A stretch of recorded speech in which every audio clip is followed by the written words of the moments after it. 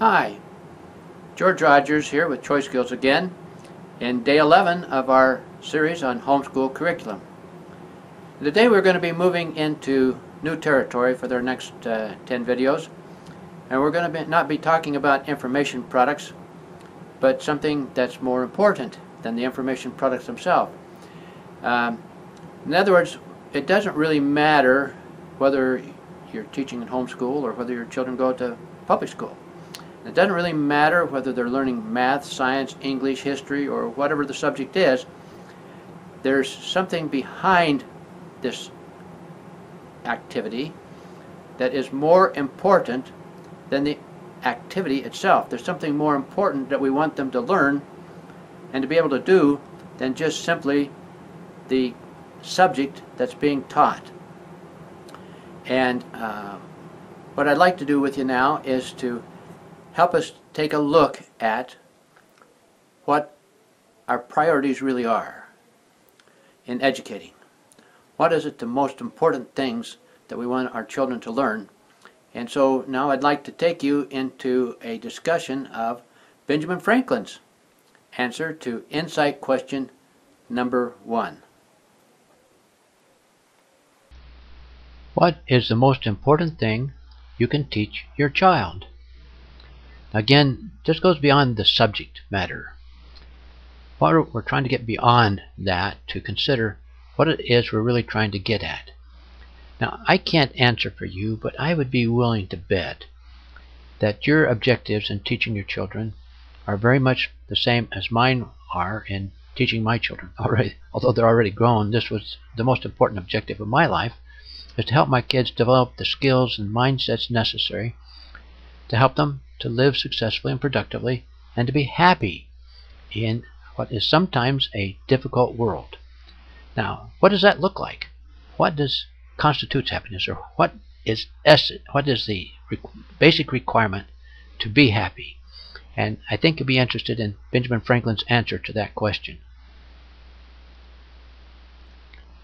In an essay on happiness, Franklin wrote, "There is no happiness, then, but in a virtuous and self-approving conduct." I doubt that you would disagree with him. I believe you will also find much to agree with in his perspectives on educational priorities. In 1738, he wrote an article published in the Weekly Mercury which included the following: "It is said that the Persians, in their constitution, had public schools in which virtue was taught as a liberal art or science. And it is certainly of more consequence to a man that he has learnt to govern his passions in spite of temptation, to be just in his dealings, to be temperate in his pleasures, to support himself with fortitude under his misfortunes, to behave with prudence in all his affairs and every circumstance of life. I say, it is of much more real advantage to him to be thus qualified than to be a master of all the arts and sciences in the world beside." Let me repeat that. It is of much more real advantage to him to be thus qualified than to be a master of all the arts and sciences in the world beside. Some 32 years later, in 1760, Franklin wrote to a young friend who had become interested in the study of entomology. "The knowledge of nature may be ornamental, and it may be useful, but if, to attain an eminence in that, we neglect the knowledge and practice of essential duties, we deserve reprehension.